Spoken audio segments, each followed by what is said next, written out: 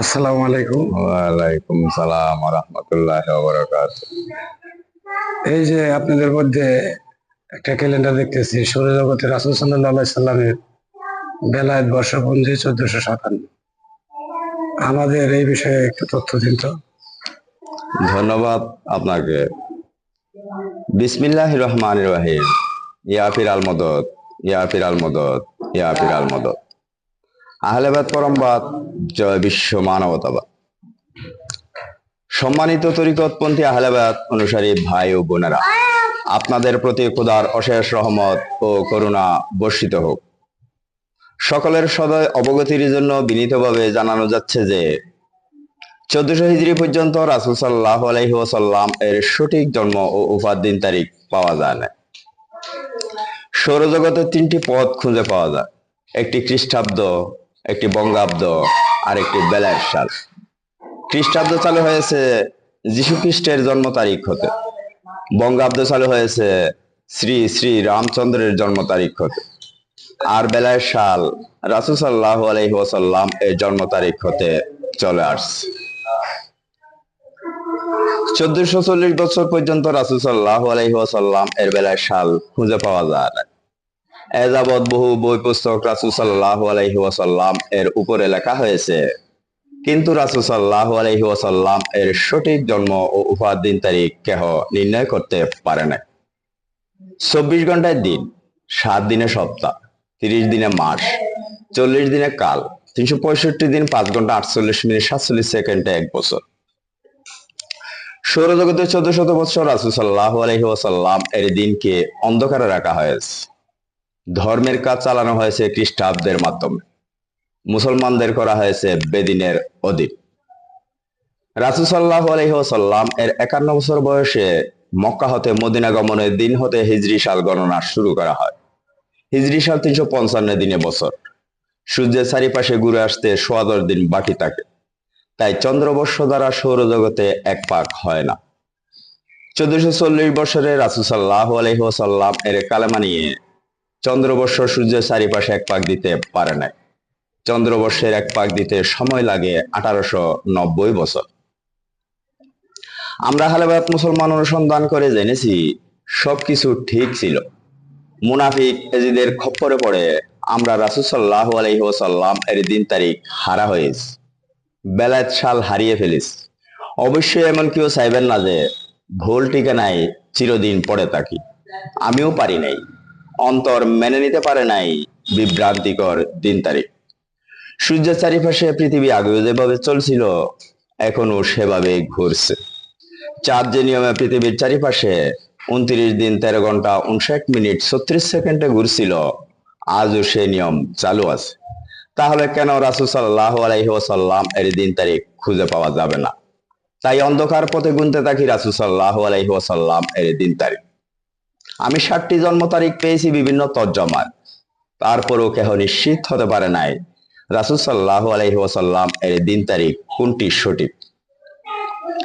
এর মধ্যে কবি গোলাম মোস্তফা সাহেব রাসূল সাল্লাল্লাহু আলাইহি ওয়াসাল্লাম এর দিন তারিখ নিয়ে বহু সমস্যার কথা আলোচনা করেছেন তার বিশ্বনবী সাল্লাল্লাহু আলাইহি ওয়াসাল্লাম পুস্তকে।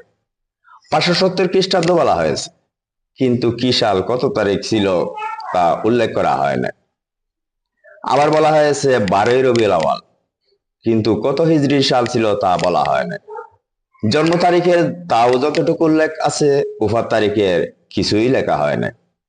আমরা বিশ্বাস করতে পারি না যে 1,24,000 উম্মতের কেহই রাসূল সাল্লাল্লাহু আলাইহি ওয়াসাল্লাম এর দিন তারিখ লিখে রাখেন নাই। অনেকে বলে থাকেন রাসূল সাল্লাল্লাহু আলাইহি ওয়াসাল্লামকে মৃত বলা যাবে না, তাই ওফাত তারিখ লেখা হয় না। রাসূল সাল্লাল্লাহু আলাইহি ওয়াসাল্লাম যদি ইন্তেকাল না করে থাকতেন, তাহলে মদিনায় রাসূল সাল্লাল্লাহু আলাইহি ওয়াসাল্লাম এর রওজা কিভাবে নির্মাণ করা হলো? আর সদা বর্তমান রাসূল সাল্লাল্লাহু আলাইহি ওয়াসাল্লাম এখন কোথায় থাকে? সদা জীবিত সমস্ত সৃষ্টিরূপে সে মিশে আছে, তাই সে সদা জীবিত। মানুষ যেভাবে পিতার মাধ্যমে মাতার উসিলায় দুনিয়ায় এসে থাকে, রাসূল সাল্লাল্লাহু আলাইহি ওয়াসাল্লাম সেভাবে দুনিয়ায় এসেছেন। সব মানুষ দুনিয়া হতে যেভাবে চলে যায়, তিনিও সেভাবে চলে গেছেন। সেদিন তারিখ এজিদের ষড়যন্ত্রকারীরা মুছে দিয়েছে। যাতে উম্মতরা রাসূল সাল্লাল্লাহু আলাইহি ওয়াসাল্লাম এর কাতারে দাঁড়াতে না পারে, তারা যেন পথ হারা হয়ে ঘুরতে থাকে।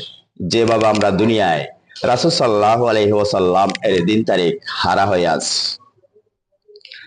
জীবনের ক্ষেত্রে রাসূল সাল্লাল্লাহু আলাইহি ওয়াসাল্লাম এর বেলায় সাল বন্ধ রেখে ব্যবহার করা হচ্ছে খ্রিস্টাব্দ।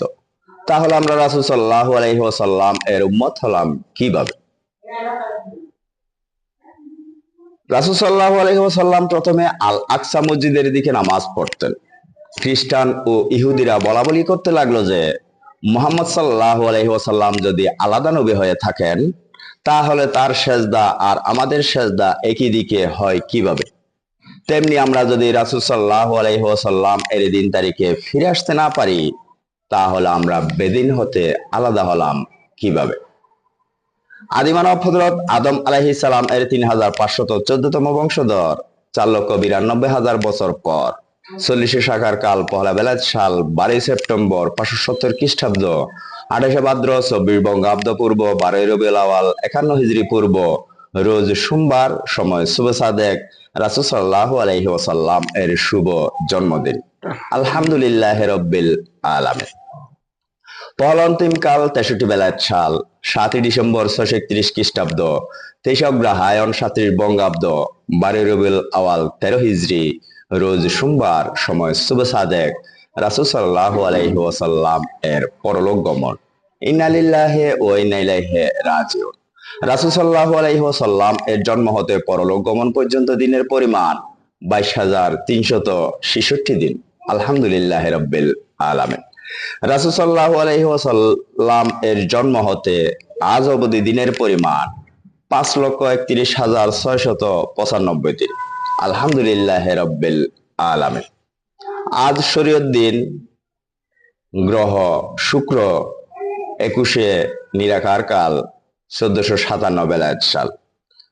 রাসূল সাল্লাল্লাহু আলাইহি ওয়াসাল্লাম এর বেলায়েত সাল গোপনে লুকায়ে রইবে দিন দুনিয়ায় আর কতকাল। অতএব আসুন আমরা সবাই জীবন থাকতে জীবনে আহলে বায়াত প্রতিষ্ঠা করি, রাসূল সাল্লাল্লাহু আলাইহি ওয়াসাল্লাম এর দিনে দাখিল হই এবং দিনের কাতার সোজা করি। আল্লাহ তুমি সহায়, আল্লাহ তুমি সহায়, আল্লাহ তুমি সহায়। লা ইলাহা ইল্লাল্লাহু মুহাম্মাদুর রাসূলুল্লাহ সাল্লাল্লাহু আলাইহি ওয়াসাল্লাম।